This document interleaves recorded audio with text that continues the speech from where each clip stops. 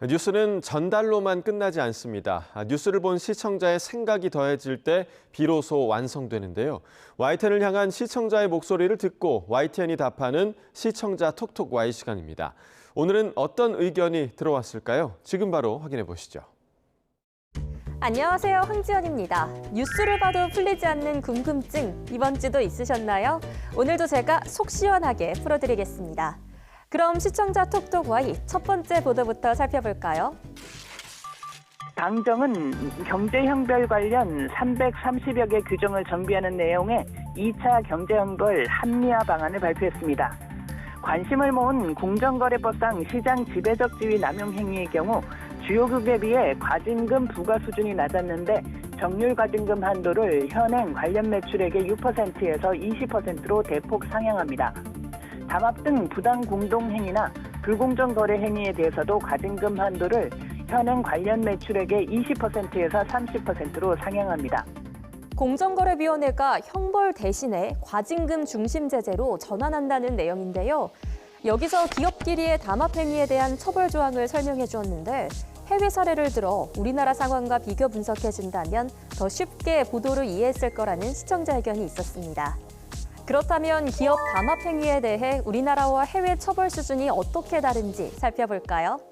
기업들은 소비자의 이목을 끌기 위해 서로 가격 경쟁을 하고 소비자는 합리적인 제품을 찾기 위해 노력합니다. 그런데 시장 지배적 지위 남용이 발생하면 적절한 가격에 좋은 제품을 찾기 힘들어진다고 합니다. 여기서 시장 지배적 지위 남용이란 시장에서 압도적인 힘을 가진 기업이 그 힘을 부당하게 사용해 기업 간의 경쟁을 막고 부당한 가격 인상 등으로 소비자에게 피해를 주는 것을 말하는데요. 또 이와 비슷하게 기업 간의 경쟁을 제한하는 행위를 담합이라고 하죠. 마치 짠 듯이 여러 기업이 제품 가격을 비슷하게 책정하거나 함께 가격을 올리는 경우를 말합니다. 두 경우 모두 소비자 입장에서는 가격 경쟁도 없고 제품의 질도 낮아져 합리적인 쇼핑을 하기 어려워지는데요. 이런 경우를 막고 소비자를 보호하기 위해 공정거래위원회가 불공정거래 행위에 대한 제재를 강화하게 된 겁니다. 유럽연합 등 해외 법제와 비교해보면 국내 과징금 상한이 매우 낮아서 유사한 위반 행위에 대해서도 국내에서는 상대적으로 과징금이 낮게 부과되는 한계가 있었는데요. 유럽연합의 경우 단순한 정보 교환이나 가격 관련 회의도 담합으로 간주합니다. 이 담합으로 손해를 입은 소비자는 기업을 상대로 손해배상을 청구할 수 있으며 최대 3배까지 배상받을 수 있는데요. 또 기업의 전 세계 매출 10%까지 과징금을 부과할 수 있다고 합니다. 미국은 담합을 시장 규칙을 몰래 조작하는 사기로 보기 때문에 중대한 범죄로 처벌한다고 합니다. 그래서 독점을 막기 위한 법인 반독점법을 위반할 경우 형사처벌이 가능합니다. 해외 주요국들은 담합을 단순히 단속으로 끝내지 않는데요. 과징금 부과 이후에도 가격이 정상화됐는지, 피해자 보상이 이루어졌는지, 또 기업의 내부 관리 구조가 개선됐는지까지 점검합니다. 이 같은 해외 사례를 참고해서 우리나라도 소비자 권리를 제도적으로 보완해가면 좋겠네요. 다음으로 두 번째 시청자 궁금증은 무엇일지 보도 먼저 확인해 볼까요? 새해 첫 휴일 전국의 등산 명소에는 맑은 전기를 마시며 한 해를 시작하려는 발걸음이 이어졌습니다. 그런데 건조한 겨울 날씨에 산을 찾는 사람이 늘면 산불 위험도 덩달아 커집니다. 통계를 보면 지난 10년 동안 산불 가운데 30%가 넘는 1,800억 건이 입산자 실수로 일어났습니다. 국립산림과학원은 올해 1월이 과거 30명 기록 중 8번째로 산불 위험이 큰 것으로 분석했습니다. 새해를 맞이해 겨울 산행 열기를 알리며 입산자 실화로 인한 산불 위험성을 YTN이 보도를 통해 전했는데요. 아름다운 설산의 매력에 겨울 산행 인기가 높아지는 시즌인 만큼 사고 예방을 위한 생활 밀착형 정보가 추가된다면 실질적 도움이 됐겠다는 시청자 의견이 있었습니다. 알아두면 도움이 될 겨울 산행 꿀 정보 함께 알아볼까요? 신년을 맞이해 새마음 새뜻으로 산에 오르는 분들 많으시죠? 높은 곳에 올라가 탁 트인 경치를 바라보고 맑은 공기를 마시며 새로운 다짐하기 이보다 좋은 곳이 있을까요? 하지만 겨울철에는 영하의 날씨로 인해 등산로 주변이 결빙될 뿐 아니라 날씨 변화 도심에서 산악사고 발생 위험성이 다른 계절보다 훨씬 높아지는데요. 빙판길 실족으로 골절이나 고립이 발생하기 쉽고 여기에 추위로 인한 저체온증이 겹치면 구조가 지연되면서 상태가 빠르게 악화할 수 있습니다. 그렇다면 이러한 사고를 막기 위해 겨울 산행 전 알아두면 좋을 정보 어떤 게 있을까요? 안전한 겨울 산행은 철저한 사전 준비에서 시작됩니다. 겨울철 산행의 가장 큰 특징은 급격한 날씨 변화인데요. 산의 날씨는 예측이 어려워 정상 근처에서는 바람이 세차게 불거나 기온이 급격하게 떨어질 수 있습니다.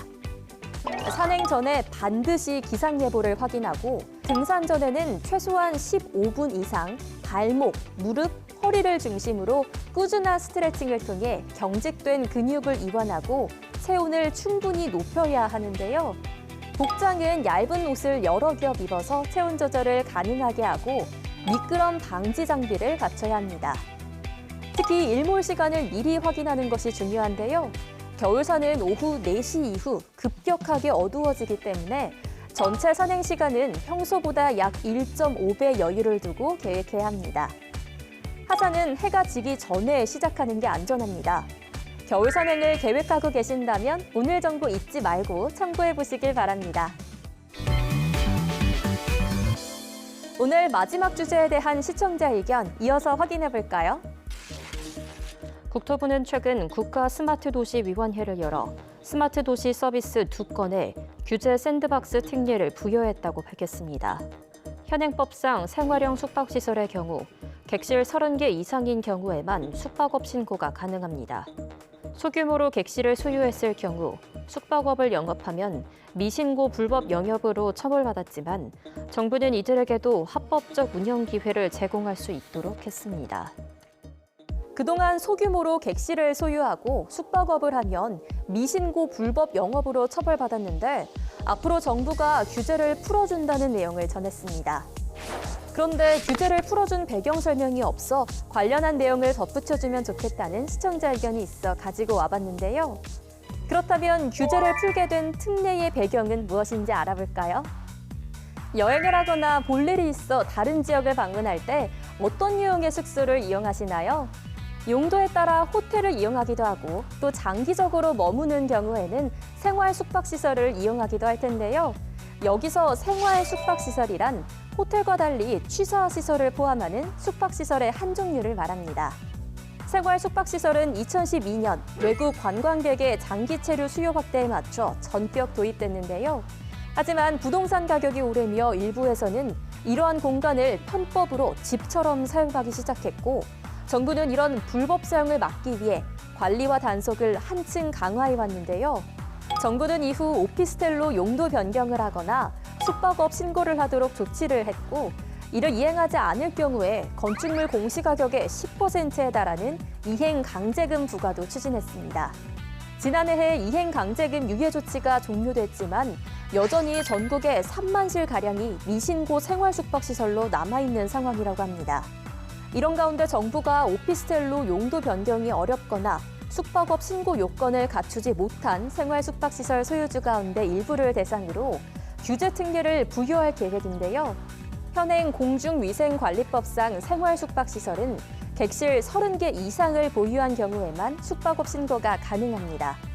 그래서 소규모로 객실을 보유한 개인은 생활 숙박시설을 숙박업소로 활용하지 못해 보건당국에 신고하지 않고 영업을 하거나 빈집으로 방치하는 등 각종 문제가 불거졌는데요. 이번에 통과된 안건을 간단하게 정리해보면 객실 1개만 가진 생활 숙박시설 소유자도 숙박업을 할 수 있도록 허용한다는 내용입니다. 이 제도가 현장에서 문제없이 운영된다면 소규모 생활 숙박시설도 합법적으로 숙박업을 할 수 있게 될 전망입니다. 여러분이 남겨주신 궁금증 오늘도 속 시원히 풀리셨나요? 다음 시간 더 알찬 내용으로 찾아오겠습니다. 그럼 다음 주에 만나요.